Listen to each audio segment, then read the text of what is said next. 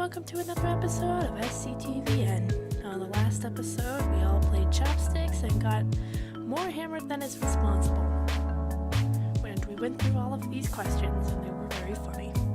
Anyway, without further ado, let's start her up. Now then, let's talk. Are we in trouble? What?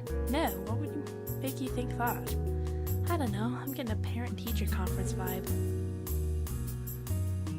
Will you just let me? Look, I'm trying to acknowledge the fact that it's unusual for three girls to be on the same team. How is that relevant? Yeah, I'm with Riva. If we're not playing female-only leagues, does it really matter? Will you teachers shut up and listen? It's not going to change how I run things, but I wanted to at least pass along some things I've learned. Your job is to train hard and win at StarCraft, nothing else. The only person you have to represent is yourself. Don't let anyone guilt you into being an activist. I mean, if that's what you want to do, then go for it. But you have no obligation to pick up a megaphone because you succeeded. That seems somewhat selfish. Yeah, well, when you win a VSL and find out that people care more about your gender than your play, let me know if you change your mind. I get where Jet's coming from, especially considering her history, but I don't think that's all there is to it. Regardless, my main focus is, and always will be, winning games.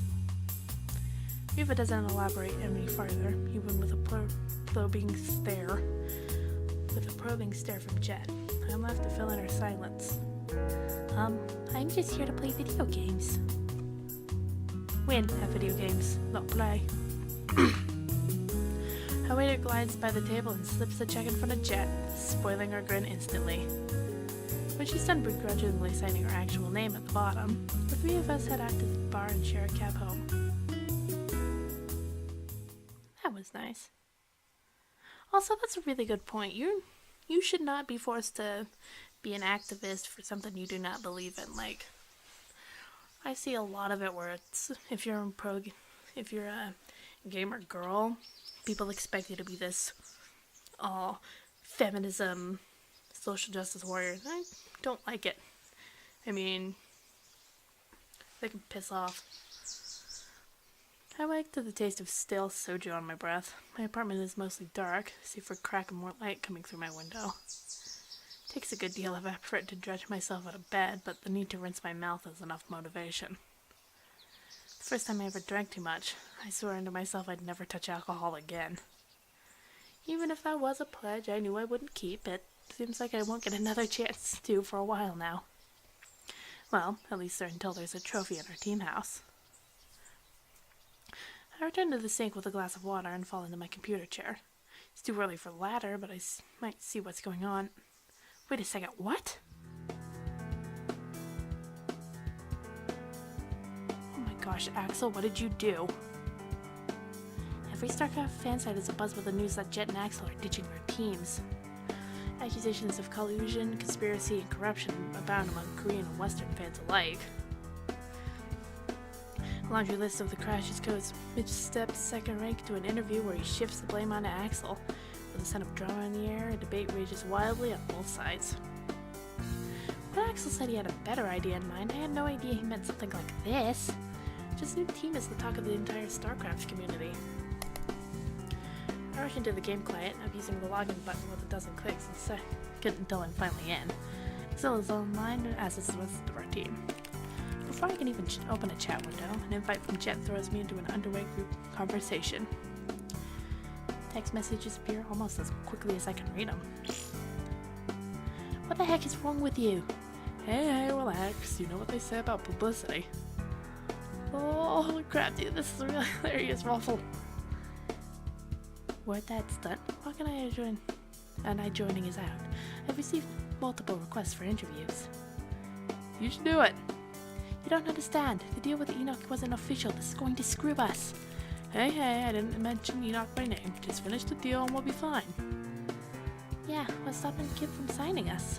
Axel's kinda right. We have a buzz going on now. Get. The saying I poached you.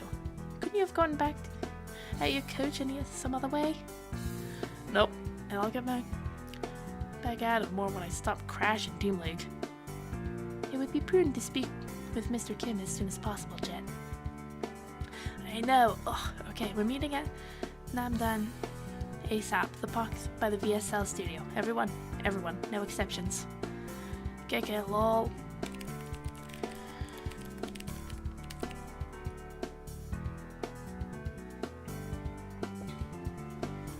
The diamond next to Jet's portrait changes from green to black.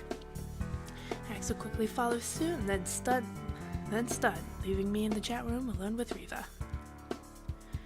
Be fast, Jet'll blow up your phone with text otherwise. I will. Goodbye. With nothing else keeping me home, I have to shut off my PC and dress. I take the stairs of my apartment building 2 at a time and make my way onto the street. Oh, this is the first time I think I've seen this bit with light. What a mess. How terrible would it be to spend all of last night celebrating for nothing? Truth be told, whether Accel leaked the information now or let it come out on its own, we'd eventually get this reaction. Enoch wouldn't have signed us without doing proper background research anyway. Maybe it's alright for us to be out in the open ahead of time. I set those thoughts aside when Namdan Park comes into view. The crowded tree line and trimmed green is a welcome departure from Seoul's endless concrete. Oh, that's nice. Jen didn't specify where at the park she wanted to meet, but it doesn't take long before I find her staring down a seated Accel. She's in the middle of chewing him out, though it'd be hard to tell by the grin he's wearing. Have you seen what they're saying online? The team has to stand out somehow. Better this than limping into scene and wallowing in obscurity. We should stand out by winning games, not by stirring up crap. This wasn't your decision to make. Axel's the first to notice my arrival and waves me over. That acknowledgement follows, though it's far less welcoming. Did you know he was gonna pull something like this? What? No. Relax, Jet. Seriously, we'll give you gray hairs. I'll relax the moment I'm staring at a contract for 6 months of funding. Jet's stand goes rigid at the buzz of her phone. She whips out her pocket and stares at the screen. Who is it? Kim. He wants us to meet at the Enoch office to sort out this mess. That's a good thing, right? You wouldn't bother to have us come out if the answer was going to be no. She doesn't seem to agree, given the time it takes for her to reply. I share a glance with Accel before Jet shoves her phone into her pocket and turns to me. We need to get moving. Accel, wait here for Stunt and Riva. Fine by me. Accel takes in a deep breath and returns to his bench, no doubt happy to relax while someone else handles the stress of a meeting. I'm coming with you? I'm not enough to have ejected to leave Stunt and Riva alone at the park for an hour, but I need someone on my back. When you put it that way, alright. Then come on, it's not that far. Without a moment to spare, Jet storms off. Accel offers me a leisurely wave as I hurry after her. Dude, now is not the time to be chill.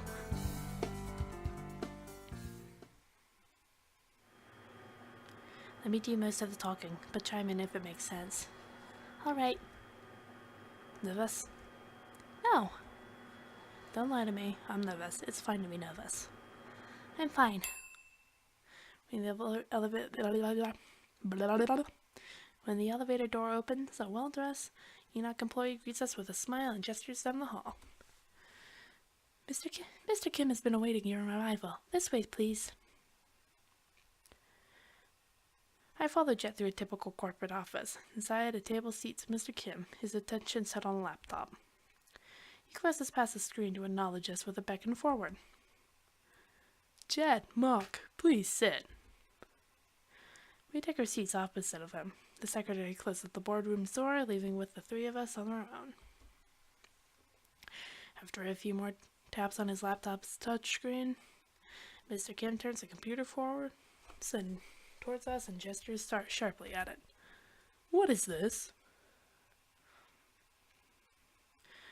On display is the comment section of a popular Korean esports news site. Line after line portrays Jet and Accel as shady and unskilled. And I thought that English sites were bad. Before I can read another comment, Mr. Kim forces the laptop shut with a grimace. When I spoke of my interest to sponsor your team with the board, most were hesitant to take the risk even when my assurance that the investment would be worth it in the end. Given the recent developments, I'll simply have to retract my recommendation and take the hit to my reputation. Your team has become a liability without having played a single game. He rests a finger on his brow, expression fraught. This is worse than Jet and I planned for. Do you have anything to say? This wasn't the reaction we were hoping for, but it shows that people are paying attention to us. Not all attention is created equal. What's most important is that an Enoch team has a large number of supporters, not slack-jawed or passive absorbers.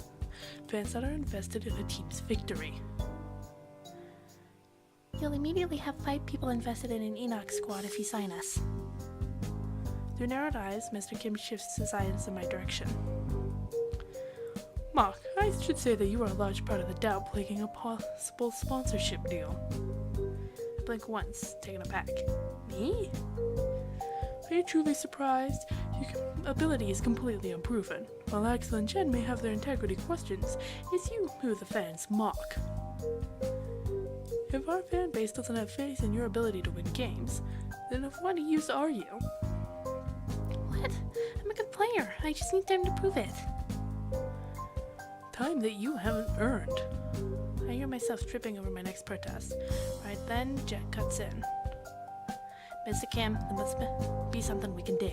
Accel and I are high profile. Even with a rocky start, we both have loyal fans that will follow us to a new team. That may be so, but the public perception of Mark remains an issue. Is it worth the trouble keeping her on when your reputation has been compromised? He links his fingers together and glances between the two of us, awaiting an answer. Jet closes her eyes and runs her hands through her hair. She takes a long moment to decide on what to say next, must miss Mr. Kim's interest. We could arrange something to fix that. Oh? Elaborate. A show match. The perfect chance to showcase Mark's ability to compete. Against someone from your team, fans will assume the match is fixed on her behalf. No, I have someone else in mind. Someone who StarCraft fans know and respect, and that Mark is a beating. She turns towards me and locks eyes with me. Is she talking about Edgelord McGee? A show match with Bolt? I mean... You are not allowed to turn this down. I wasn't planning on it. Just, how are you gonna get him to agree? I know Bolt well. He'll jump at the chance to publicly humiliate someone who doesn't like. Anyway, guys, that has been another episode of SC2VN. Things are getting drama-worthy because Accel's kind of messed up. Anyway, guys, I will see